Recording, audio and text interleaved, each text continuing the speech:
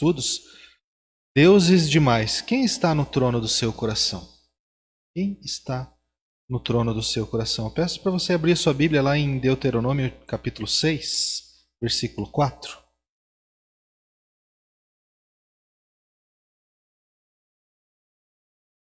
Deuteronômio 6, versículo 4. Durante a aula eu vou pedir a ajuda de vocês para ler alguns textos para mim, que esse negocinho aqui é muito pequeno e eu não vou ficar com a Bíblia aqui. Tem que segurar o microfone, tem que trocar a página da Bíblia, tem que mudar a folha da revista, tem que pegar a minha folha aqui. É muita coisa para um Wesley só.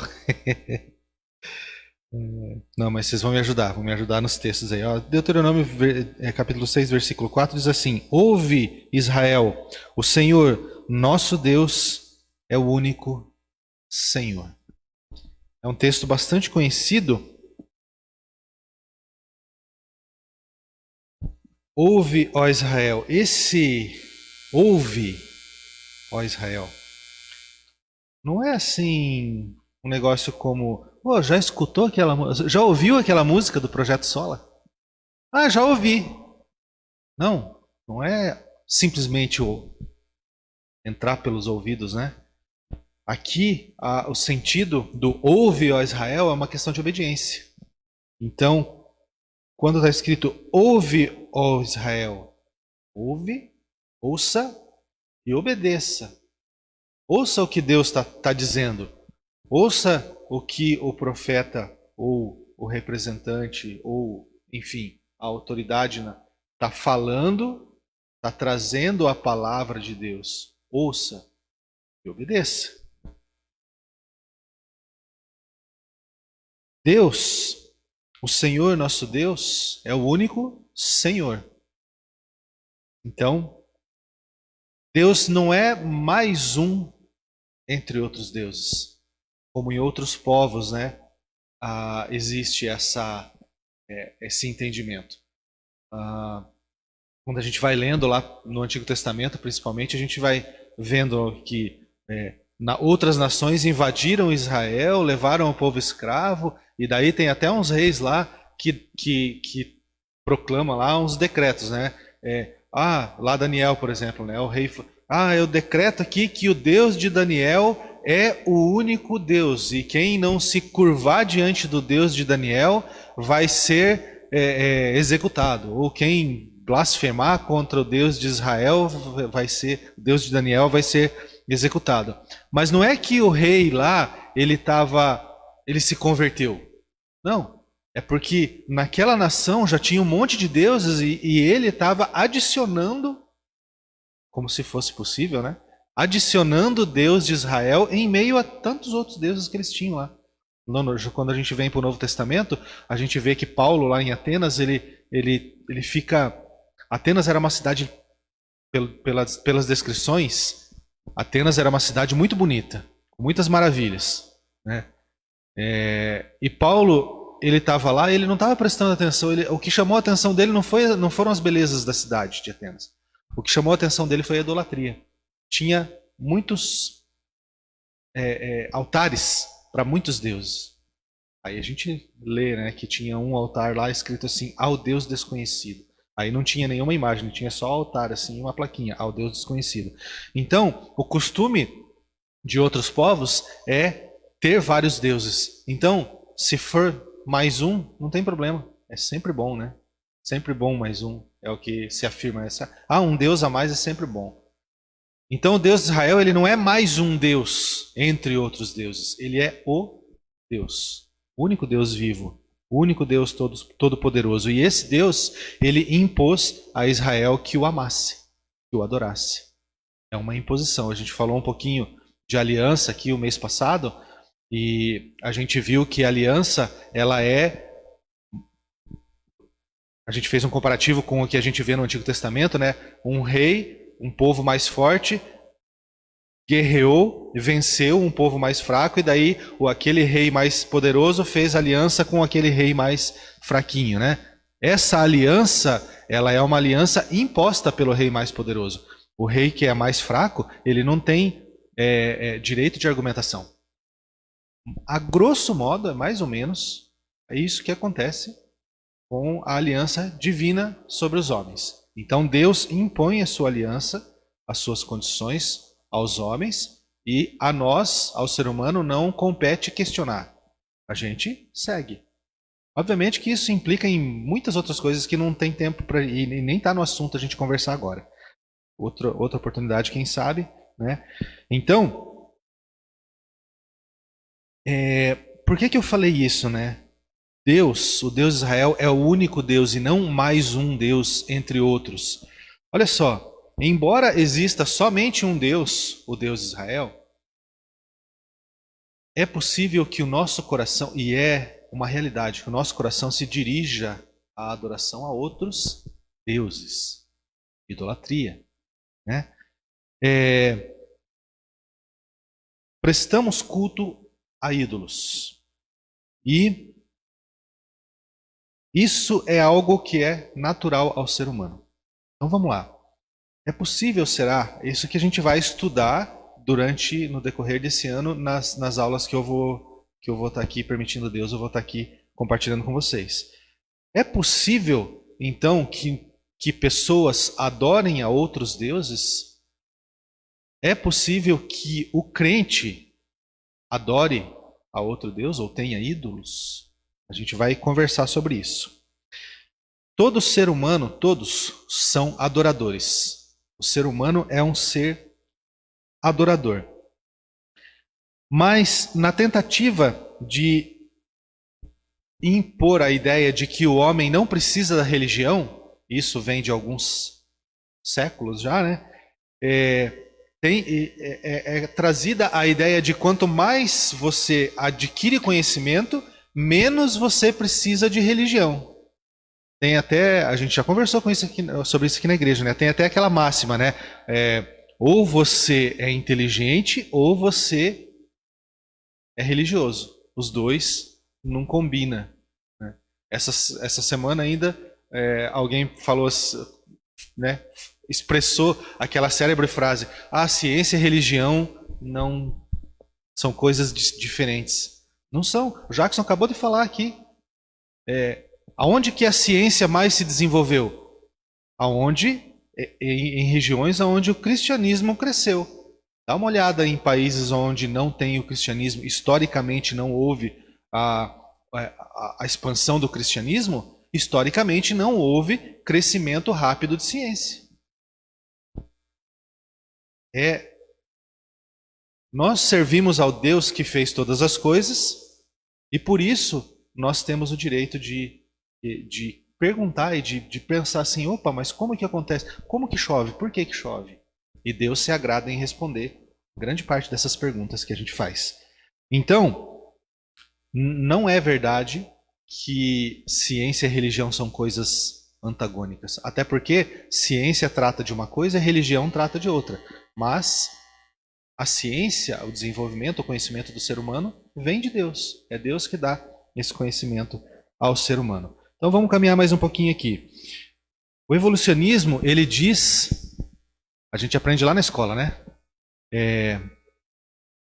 O homem é um ser, é um animal racional. Então, o que nos diferencia dos animais é capacidade de raciocinar. Antes disso, uma pergunta que eu esqueci de fazer para vocês. Vocês acham que o conhecimento torna a religião desnecessária? O que será? Será que o conhecimento, o acúmulo de conhecimento... Fui para a faculdade, me formei em biologia. Será que o fato de eu ter me formado em biologia me torna necessariamente uma pessoa que não precisa de religião? Tem gente que pensa que sim, né? Mas, vamos lá, vamos caminhar mais um pouquinho. Agora a gente chega aqui nesse negócio do Homo sapiens, né? Da racionalidade. Será que realmente o que diferencia o ser humano dos animais é a capacidade de raciocinar? Será que é isso? Vamos pensar. Guarda essa pergunta, vai pensando nisso aí, para a gente caminhar mais um pouquinho aqui na nossa meditação. Eu falei que todos os homens são adoradores. Alguém pode dizer assim, não. A religião é algo que o ser humano aprende. Então, o que acontece? Eu sou religioso, minha esposa é religiosa, obviamente nossos filhos serão religiosos. Por quê? Porque nós vamos ensinar eles a serem religiosos. Vamos seguir esse raciocínio. Pensa comigo aí. Não perde a linha de raciocínio. Seguindo esse pensamento, então eu sou religioso porque o meu pai e minha mãe também eram e me ensinaram a ser, certo? Meu pai e minha mãe são porque o pai e a mãe deles eram e ensinaram eles a ser, certo? A gente vai voltando, vai voltando, vai voltando, vai voltando. E o primeiro ser humano? Por que ele se tornou religioso? Se o ser humano evoluiu de uma espécie irracional para uma racional, e se quanto mais racionais nós formos, menos precisamos de religião, quem que ensinou o primeiro ser humano a ser religioso? Eu não estou nem falando de Bíblia aqui, eu estou usando filosofia só. Estou só pensando. É tipo aquele filósofo que diz que o ser humano é intrinsecamente bom, ele nasce bom, a sociedade corrompe o ser humano. Beleza, vamos voltando. Então eu sou ruim porque a sociedade me ensinou a ser ruim. Aí a geração anterior a mim se tornou ruim porque a antes dela ensinou a ser ruim. E antes ensinou a ser ruim. Mas é a primeira geração então. Se o homem nasce bom, a primeira geração, quem que ensinou essa geração a ser ruim? E olha, nem estamos falando de Bíblia, só filosofia. Só com a filosofia a gente quebra argumentos que muitas vezes as pessoas acham que são bastante fortes e, na verdade, são vidro. Quebra fácil. Vidro fino ainda, né? Quebra fácil. Então, olha só. O homem é religioso. E não é porque o pai e a mãe ensinou. É porque ele nasce religioso. O ser humano nasce religioso. Será que existiu ou existe algum povo na história, no mundo, que não pratique nenhum tipo de religião? Quem aqui já estudou, mesmo que por cima, assim, um pouquinho de antropologia? O Jackson olha pra mim, ai, antropologia. Tanto que a gente gostou de antropologia, né? Nosso professor de antropologia é gente finíssima, mas a antropologia é muito chato. Tem gente que gosta, né? Mas enfim. Só que quando a gente estuda antropologia, tanto faz se é no seminário, na faculdade teológica ou na faculdade normalzona lá. Gostou? Faculdade normalzona? A gente vai ver que não existe nenhum povo na história, não foi detectado nenhum povo na história que não praticasse algum tipo de religiosidade, mesmo que fosse acender uma fogueira para espantar espíritos maus das trevas de noite. Halloween. Mais ou menos a raiz do Halloween é essa aí. Se você é crente e gosta de Halloween, repense a sua crentez. A sua crentice. Mas volta para cá. Então nunca existiu um povo que não praticou algum tipo de religião. Por quê? Porque a religião, o homem nasce religioso. O homem é um ser religioso. Vamos lá. O fato da gente não ser produto de uma evolução somente, mas da gente ter sido criado por Deus, é a causa de nós sermos religiosos, de nós nascermos religiosos. A gente está aqui na igreja porque a gente nasceu religioso. E daí Deus nos conduziu para estar aqui hoje. Quem encontra para mim lá, por favor, Eclesiastes capítulo 3, versículo 11. Acha na tua Bíblia lá e vamos ler. Enquanto isso, eu vou falando aqui mais um pouquinho. Deus nos criou e Ele nos conduz de volta a Ele. Então, É por isso que nós somos religiosos, porque Ele nos criou para Ele mesmo. Ele nos criou para glorificar a Ele mesmo. Nós naturalmente somos atraídos à divindade, por isso que somos religiosos. Vamos lá, quem encontrou Eclesiastes 3:11? Pode ler. O João pode ler.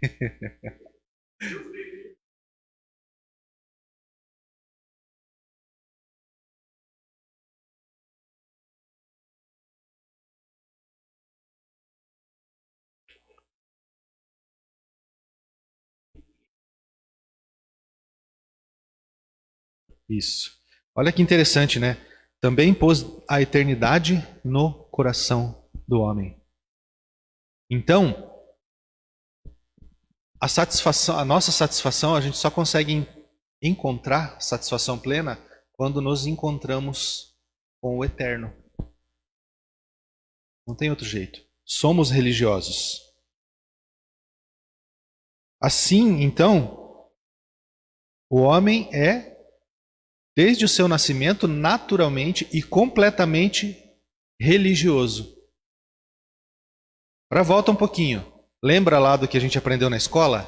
O que diferencia o homem dos outros animais é a capacidade de raciocinar.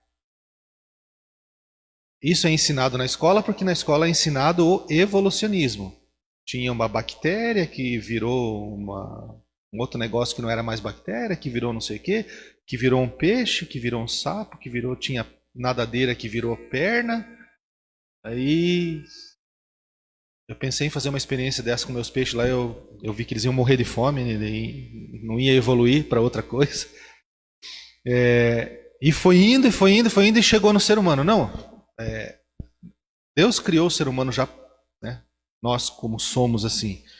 E por isso é que nós somos a principal característica que nós temos, a principal característica do ser humano, então, não é ele ser Homo sapiens. Óbvio que nós somos Homo sapiens, nós temos a capacidade de raciocinar, nós pensamos, eu não vou quebrar esse vidro aqui com a minha mão porque eu sei que vai cortar. Um cachorro, se ele estiver desesperado, ele pula no vidro, ele não tem a capacidade de raciocinar que ele vai se machucar. Antes de ontem, a gente estava de dar uma volta de bicicleta e estava na BR, lá perto do pedágio. E eu fiquei observando um cachorro, estava um movimento grande, eu fiquei observando e torcendo, obviamente, né? Já estava de joelhos no chão, né? Clamando pela vida do cachorro. O cachorro estava de um lado da BR, tentando atravessar. Sabe quando ele vai e não vai, né? Ele vai fazer aquela volta e volta. E eu, meu pai do céu, eu vou lá pegar aquele cachorro e vou atravessar ele no colo. Ele sabe, ele tem um. Eu esqueci a expressão agora, que avisa ele que o negócio ali está perigoso. Mas, o que aconteceu? Eu fiquei observando, né? Ele ficou ali, de repente, estava vindo um monte de carro, assim, do mesmo jeito, assim, um trânsito danado. De repente, ele foi para trás, assim, e virou correndo para o lado da BR e atravessou. E foi. Ou seja, ele não para pensar que, não, eu vou esperar um pouco aqui, porque senão eu vou morrer. Não, ele não pensa, ele não tem a capacidade de raciocínio, nós temos. Mas a principal característica do ser humano não é ser homo sapiens, é ser homo religiosos. Somos religiosos.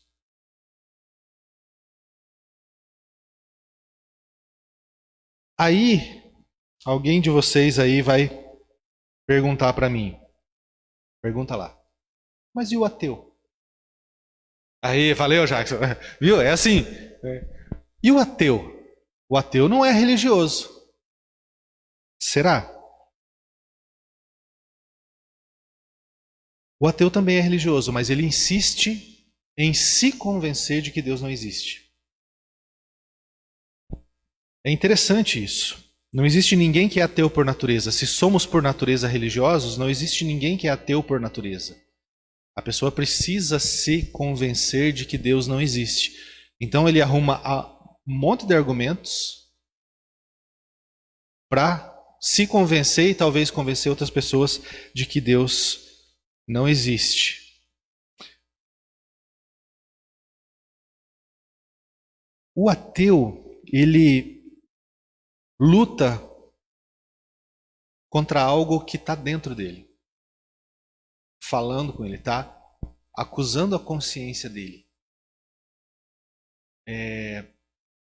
Existe alguma coisa maior? Não pode ser só isso aqui. Isso aqui não pode ser fruto do acaso.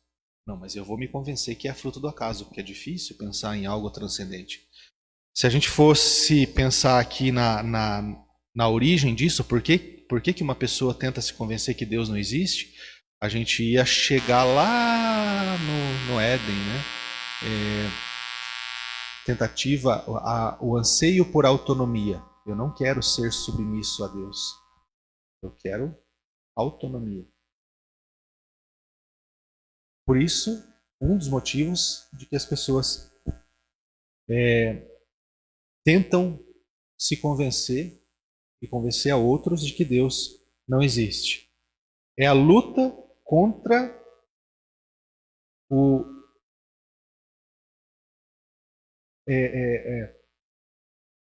aquilo que está dentro de nós desde o nascimento. Aí, eu sempre gosto de trazer uma palavra, uma expressão diferente, né, para gravar. No culto, né, do domingo passado foi o ex nihilo, né? Lembra lá, né? Deus criou todas as coisas do ex nihilo, do nada. Hoje a expressão é sensus divinitatis. O ser humano nasce com o sensus divinitatis. E agora não é grego, né? Agora é latim. Olha só, é um poliglota praticamente, né? O que quer dizer sensus divinitatis? Noção do divino. O ser humano nasce com a noção do divino.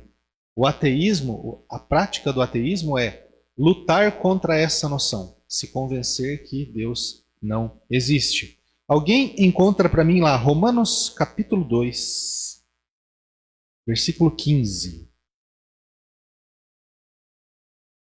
São dois os argumentos, enquanto vocês encontram aí, então, são dois os argumentos sobre essa questão para a gente rebater o ateísmo. O primeiro argumento é esse do sensus divinitatis. Nascemos com a noção do divino, ou seja, a gente nasce com a noção de que existe um transcendente, né? Existe um ser, existe algo a mais do que isso que a gente enxerga aqui. O homem, ele precisa, para praticar o ateísmo, ele precisa repetidamente dizer que Deus não existe. O que está escrito lá em Romanos 2,15?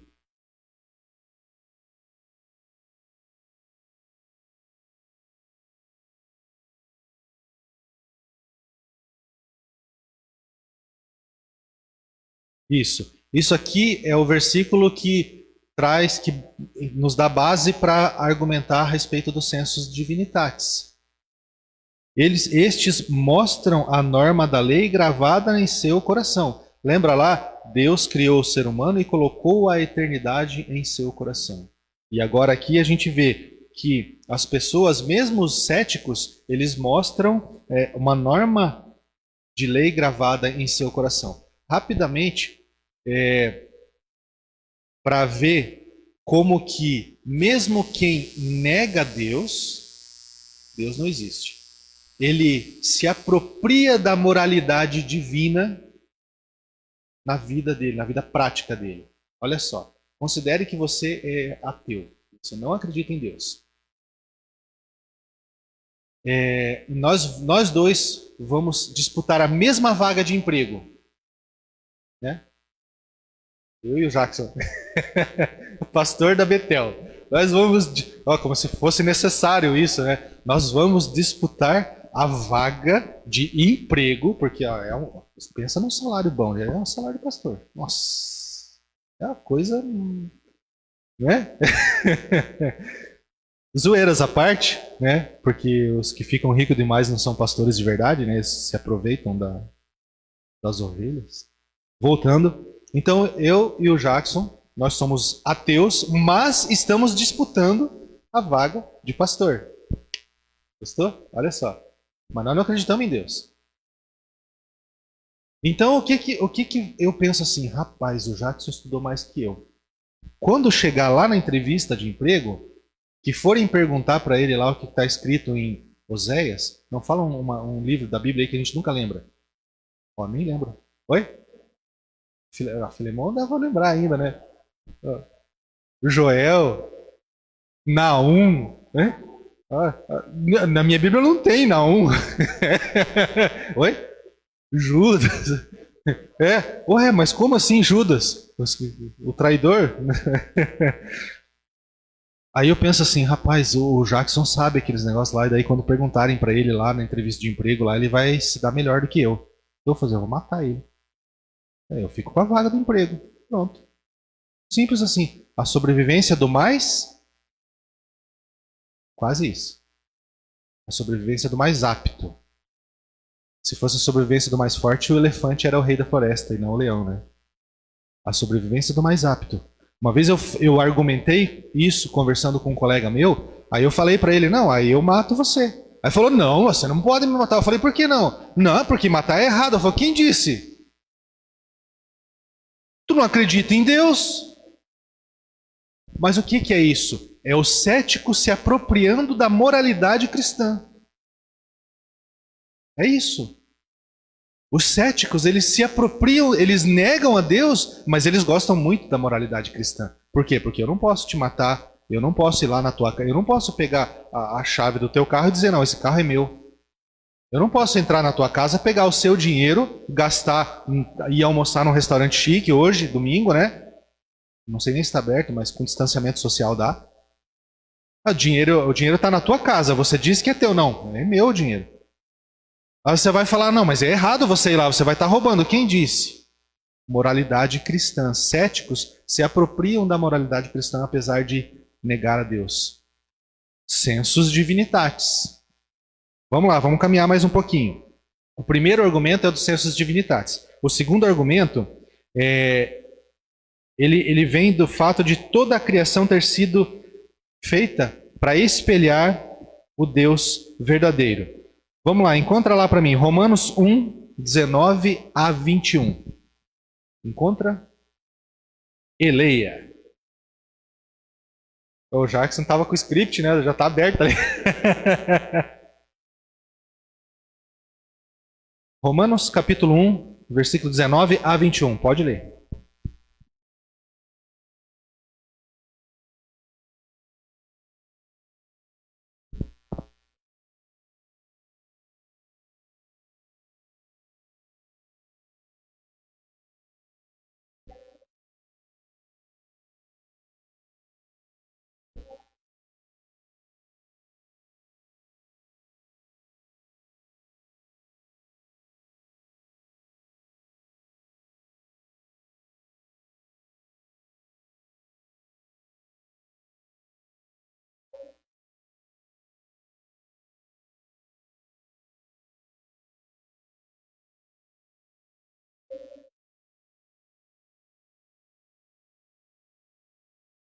Isso. Toda a criação foi feita para espelhar a glória de Deus. Ó, quem que sabe onde está escrito isso, né? Os céus proclamam a glória de Deus e o firmamento as obras de suas mãos. Onde está escrito isso? Mas é isso mesmo, Salmo 19. Né? Salmo 19. Só que olha só o que a Gil leu. Tá lá. Eu prefiro trocar inexcusáveis por indesculpáveis, é mais, né? É mais para eu entender, né? Indesculpáveis, né? Então, ou seja, toda a criação tá aí. Ontem a gente foi dar uma voltinha de bicicleta e para variar, a gente tá só dar voltinha de bicicleta, né? E a gente saiu, fomos dar uma voltinha de bicicleta, de repente tava em Morretes. Ali, rapidão, né? Descemos a 277, tá. Pena que tava meio fechado, mas teve uns momentos que abriu assim um pouco. É bonito quando tá bem aberto lá, dia de sol. Que daí você pega aquela estradinha que vai Morretes sentido Graciosa, você enxerga toda a cadeia do Marumbi. Eu paro, eu olho aquele negócio, às vezes que eu tava lá em cima, né? Olhar lá de cima, você vê a Baía de Antonina, se enxerga tudo aquilo. Não tem como você pensar, Deus criou isso aqui.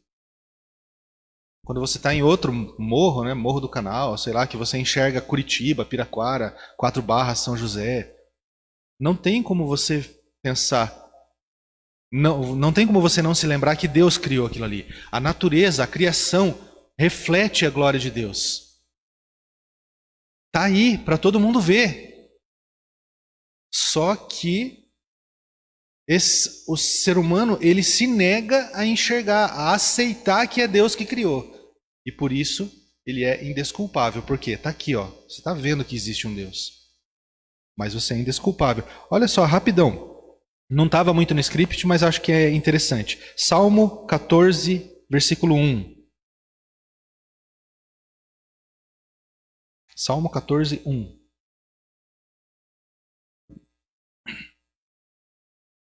Aí eu já estou terminando, tá? Só para vocês não brigarem comigo. Tem só mais 28 minutos de aula. Quase tomei as contas do Jackson aqui agora. Salmo 14, 1.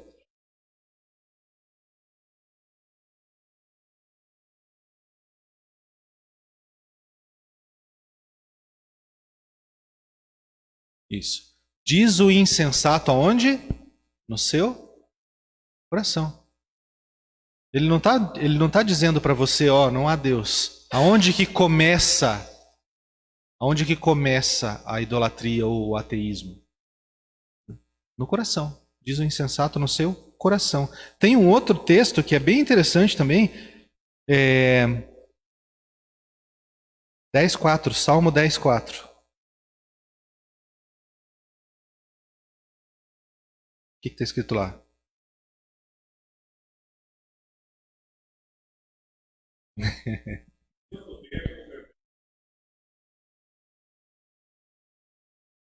Em sua soberba, o perverso não investiga.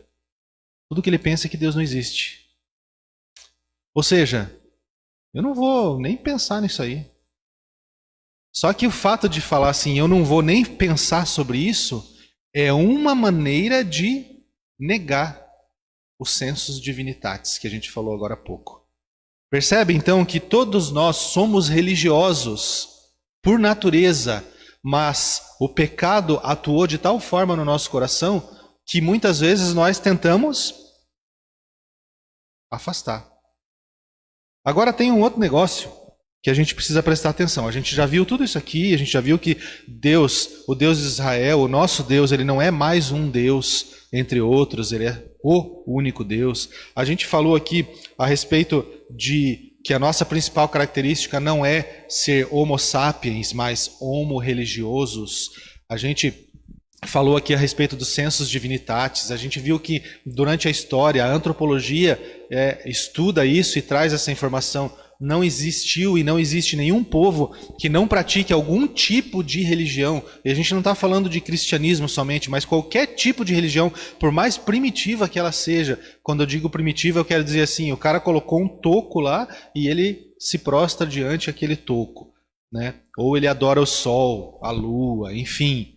Então, a gente já passou por isso aí, a gente viu que o sensus divinitatis lá, né, a noção do divino, Deus criou o homem e colocou a eternidade no seu coração, a gente passou por tudo isso aí, e agora a gente chega na questão da adoração. E a gente tem que lembrar que nós devemos adoração ao único